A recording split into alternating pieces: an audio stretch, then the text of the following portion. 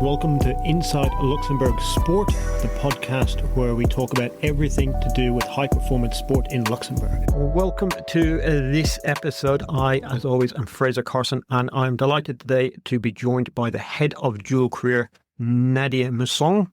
Welcome to the show. Thanks for having me. Good. Nadia, I'm going to start. Obviously, you are possibly, I won't embarrass you, but the most famous Luxembourgish basketball player. No, up there, definitely, with them having a very successful basketball kind of career. What were some of the highlights you've had from your career? Highlights, I would say, definitely being able to be a student athlete in the United States, which was, for basketball, it was a great experience. And then, obviously, being able to have a professional career, which at the time wasn't really a pathway that was open. We didn't have a lot of people that had made this experience before. So just being able to do that was a dream come true. Let's go into that then. The US college system, at the time of recording, we're just coming to the very pointy end of finals of the March Madness and the NCAA. It's a huge thing, basketball in the States at the college system. What was your experience about going there, growing up here in Luxembourg, playing kind of smaller levels to getting to that level? What was that? What was that like? First of all, it was never really anything that I had planned. It wasn't some thought out plan to go to the US to have a professional career. It was something I stumbled into. And back in the day, we also didn't really have a lot of knowledge about what it was like and what this would all entail. But as far as being able to have the combination of both studies and high-level basketball, it was perfect for that. So how does that then come about? It's like you're playing locally here in Luxembourg, and then you suddenly get a call or a message from a scout at a university in the States and say, would you like to come and play basketball for us? What goes through your head? What's the response? It worked a little bit different. It was the national team coach at the time who presented this option to me.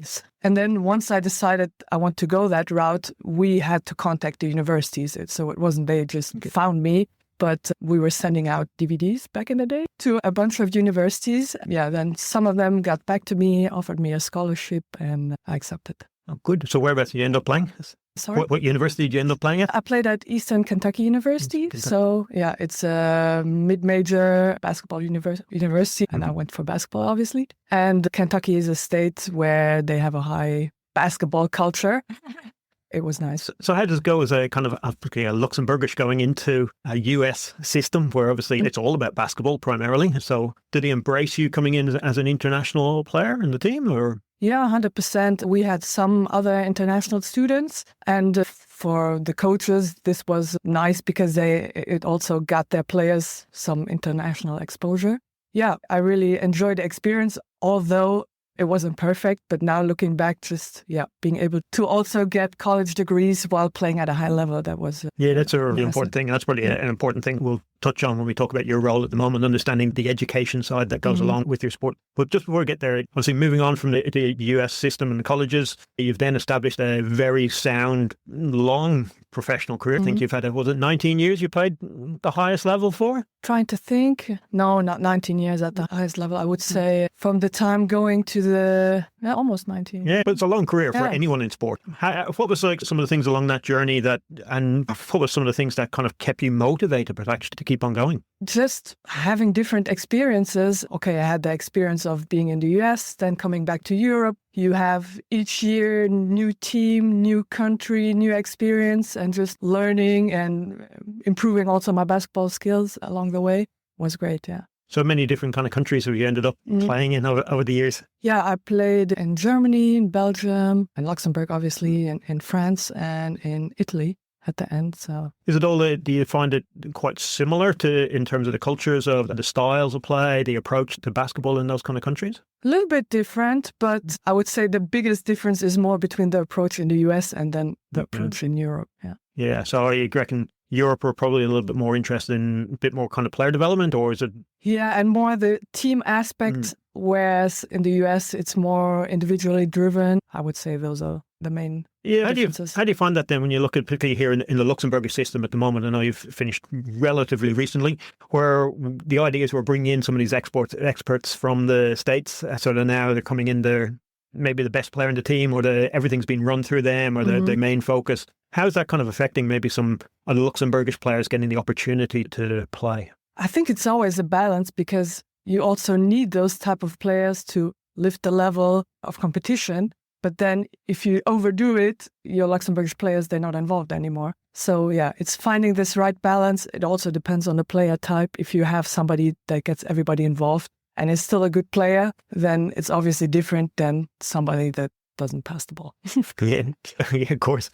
Maybe a little bit then would be looking at your experience with the national team across obviously the 5-on-5, the 3x3, competing at some of the major championships and winning medals at international kind of competitions. What would be some of the things along that journey? How have you seen maybe Luxembourgish basketball change over the years? Yeah, I think it's evolved a lot. And we can see this also now with the recent results of the women's national team, which for the first time had a real chance of qualifying for the European Championship. And yeah, it's just been a process. We already had some good players at the time, but also I feel like now at this junction in time, a lot of elements clicked that hadn't clicked before. So it's a long-term process, but also a little bit of luck to be able to have a higher level now. What do you think have maybe been some of those kind of changes that have happened? And maybe is it a mentality, or are we getting more talented players, or is it a case that we're seeing more exposure to something like basketball, particularly for young women coming through and getting the opportunity to play? Maybe seeing more of that is... I think it's different elements. It's when we look back, the creation of Sport Lycée, we have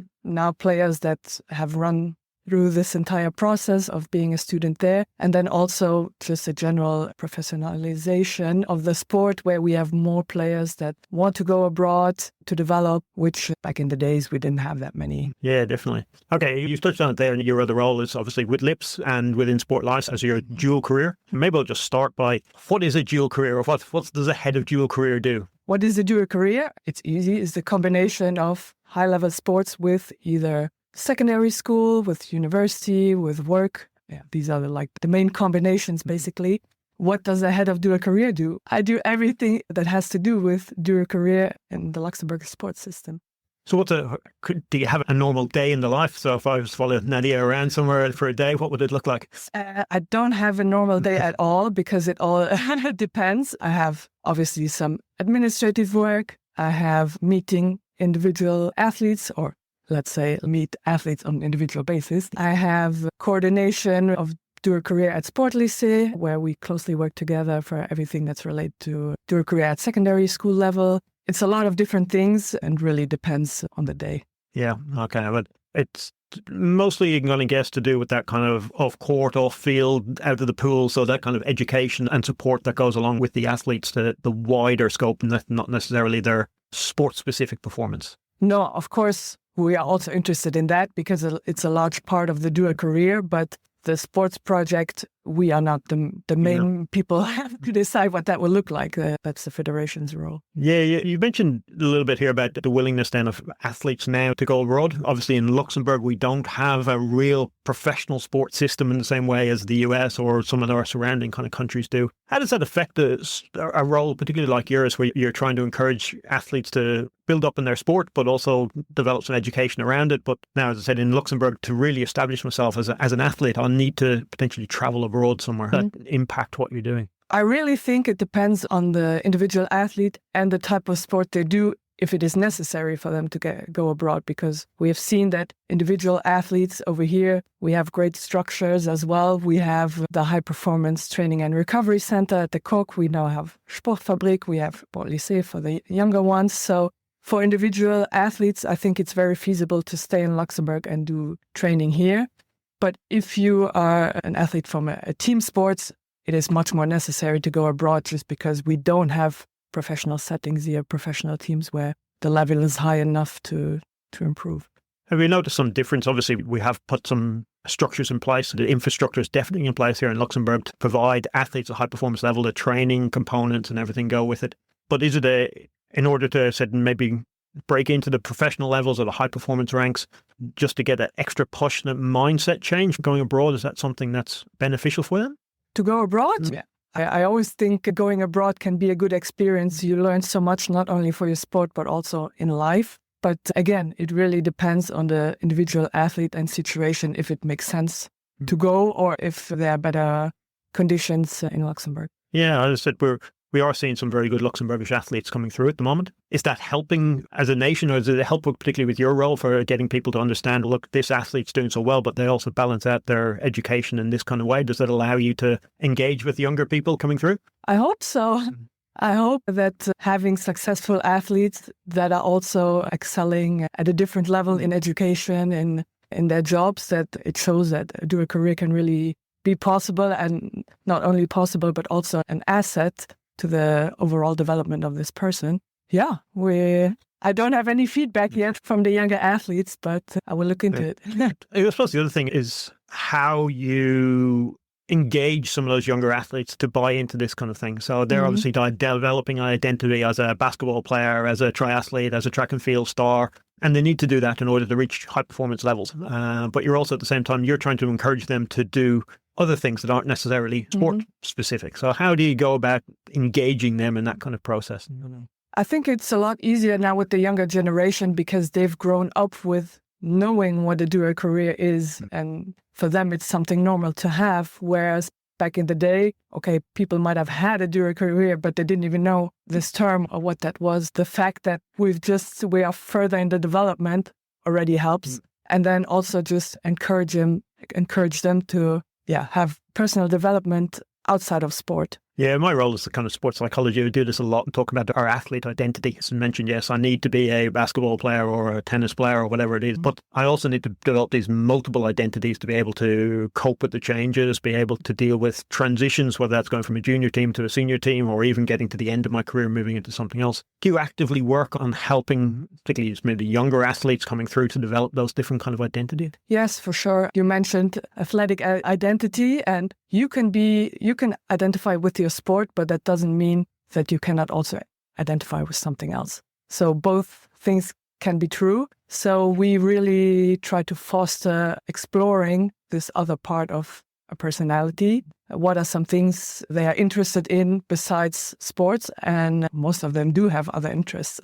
I suppose, does that help being in Luxembourg because we don't have the professional systems? Okay, look, let's go for the UK. If I'm a football player coming through an academy ranks, I'm being told I'm going to be a superstar, so I'm not going to worry about education or something like that, where we don't necessarily have the same amount of opportunities in Luxembourg. Does that make it a little bit easier to get people to think about what else they can do? Yes, for sure, because I do think Luxembourg is a country where people are a lot more focused on education than they are focused on sports. It helps in that way that people think about, okay, what will have to come after my sporting career? Because we don't have any football players here that make hundreds of millions of euros where you can say, okay, I do my sport and then after that, I'm good for life. Most of them know that they will have to work at some point. Yeah, I even find that even with some of the biggest commercial sports, there's not an awful lot of athletes who actually make a long-term career so they can earn enough money to live off for the rest of their life. And even if they do, and they manage to have a career, most athletes will retire by their age of 35. That's a long time to be doing nothing. It does get boring, and that's also the feedback I get from some athletes, like it's becoming monotonous. I need something else to stimulate my brain. And then also when we look at high-profile athletes, I take an NBA example, for example, LeBron James. Yes, he's a basketball player. Yes, that's his focus. Yes, he's excelling in his sport, but he also has multiple endeavors outside of sport, in media. He does have some interests outside of his sport. Yeah, it's probably been a big change. And you've probably seen it most of all being inside the sport. I said this dual career probably wasn't available when you were growing up, wasn't really spoken about. And the same when I was playing sport, there was never any of this kind of things. There was try to do some education just to have something else. But we probably think a lot more now about the athlete well-being, a holistic approach to athlete development. So how important is that to have those kind of structures in place? What structures do you mean? So have that kind of support structures in place. So it's not just about in your sport and training for your sport and being, but more holistic development. Yeah, I think it's huge, but because we don't just want people to excel in sports, but being able to have something besides sports can also help you have, first of all, a longer career because you know what you want to do afterwards. It can help you with performance also because maybe you're not concentrate 100% of the time on your sport, so it can help you give some downtime, something else to think about.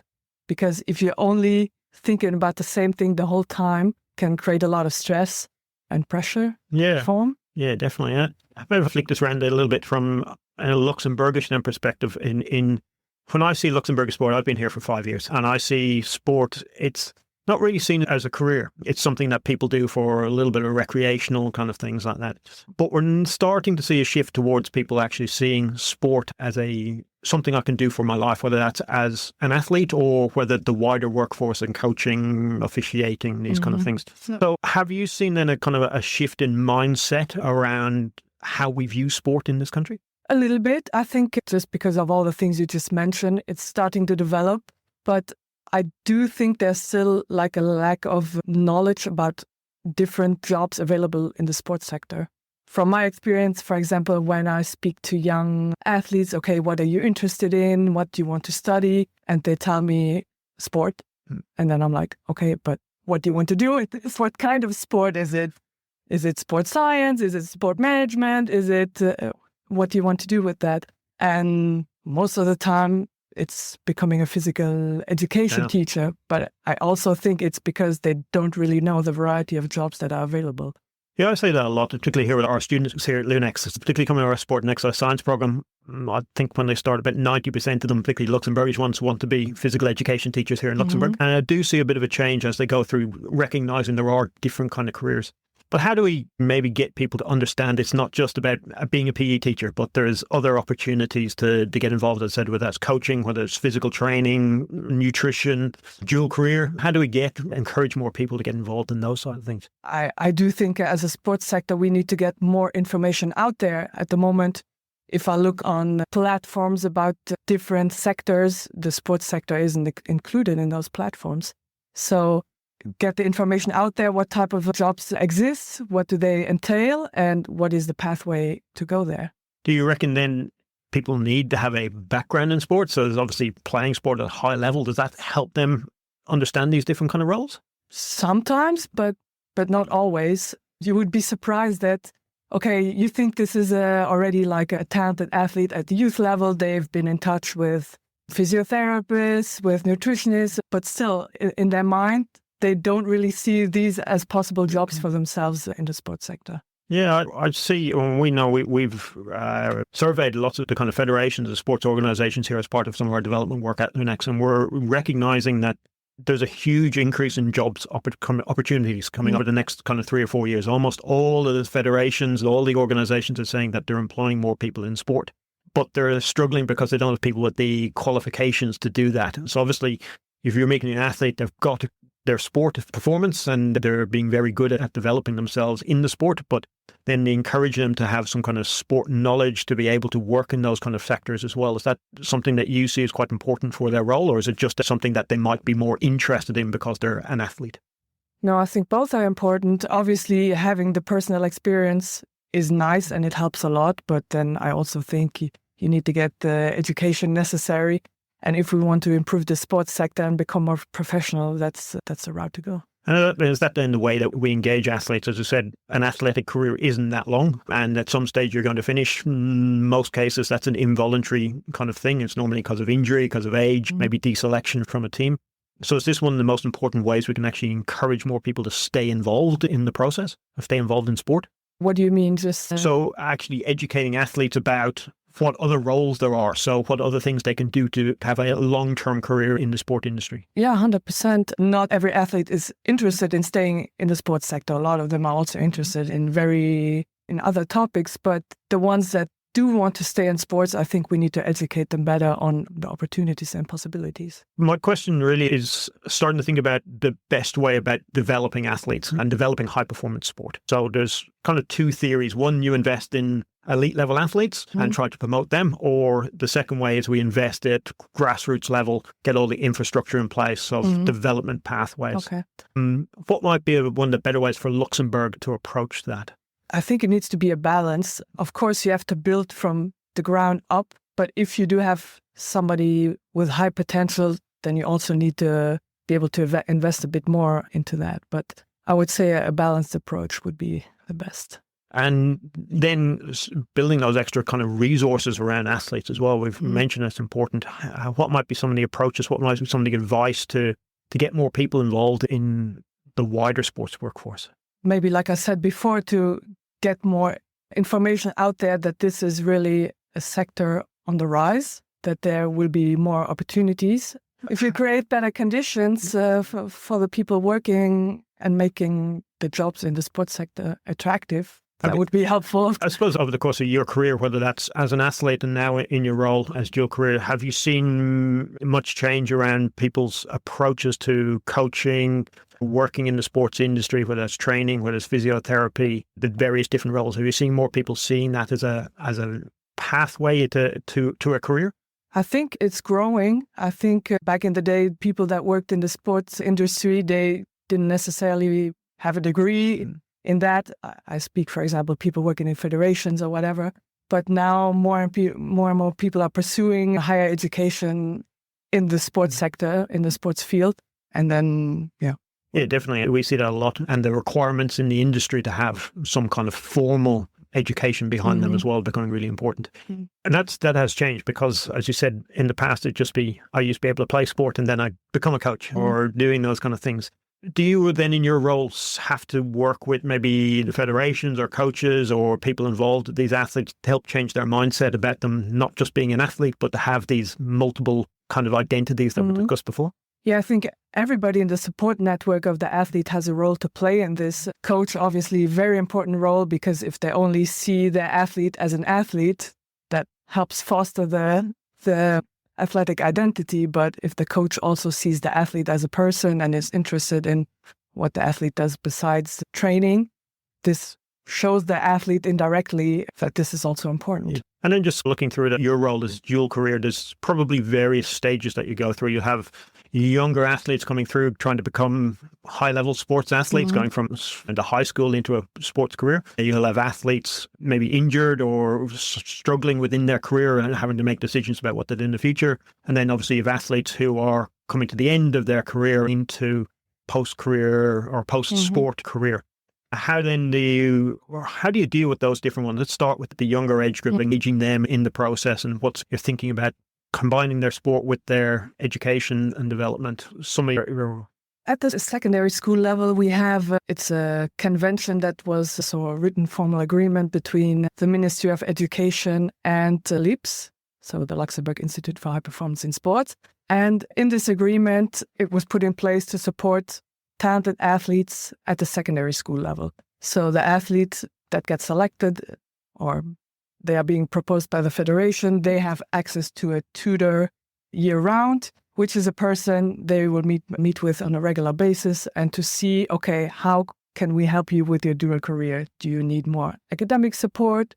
Do you need to foster your non-athletic identity? Do you need help with, maybe scheduling, time management? Do you need better dual career skills, let's say, to manage your dual career? Do you need help with figuring out what you want to do after graduation? These are a little bit the elements that come into that at secondary school level. Okay. And then I suppose just the same with that kind of age group. Most of it here in Luxembourg is now going through Sport Lycée. Most of the students are selected and going into that kind of system where they're surrounded by other students who are interested in sport. Yes, they're different sports, but they're all trying to make it. Is that something that's really beneficial for them in terms of their development? I think so. And just the fact that Sport Lycée is really set up to make this dual career as feasible as possible. You have your practice sessions already in your schedule. You have the possibility to sleep at the boarding school. You have all types of possibilities, transport, etc. Then all the services, nutrition, mental coaching, etc.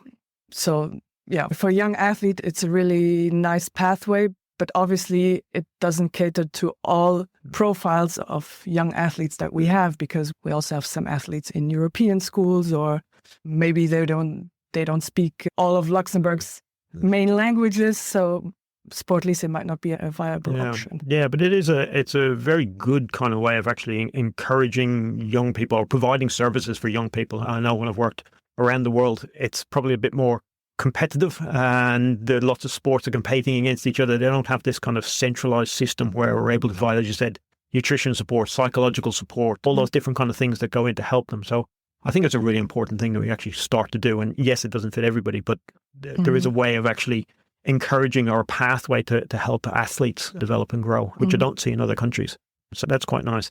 When you move out of that, then the system, we move up maybe into university, or they start working a little bit in terms of their career. How does then your role, they're becoming an athlete, they're now starting to compete, maybe Europeans, they're the small-sided games or some of these kind of events where they're aiming for medals. But is there somewhere, or how does that role change for you about not just telling them about different types of education or support, but obviously when they're older, they're a lot more autonomous. So the follow-up doesn't need to be as close. They already have developed some skills to manage their dual career on their own. So basically, it's just following them and making sure that they are set up for the transition to a career after sports at the end of their sports career. Yeah, and then when we move into that end of the career, what's the kind of support that we have in place here in Luxembourg for athletes as they come to retirement? The best support is always the proactive support, which was done years ago, to have the athletes already be prepared for the end of their career. But if they haven't prepared themselves at all, I'm not going to lie, obviously there will be a transition period. You have to either finish your school, get some education, do some courses.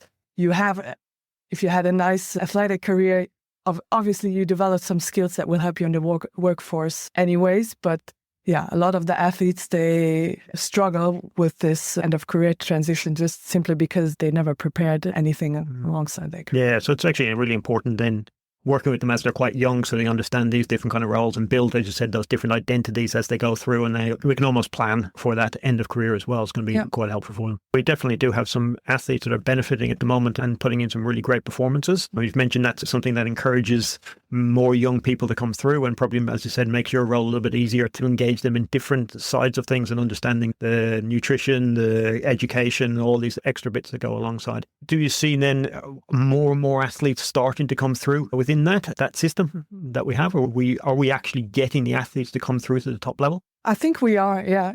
Obviously it's a process. It takes time.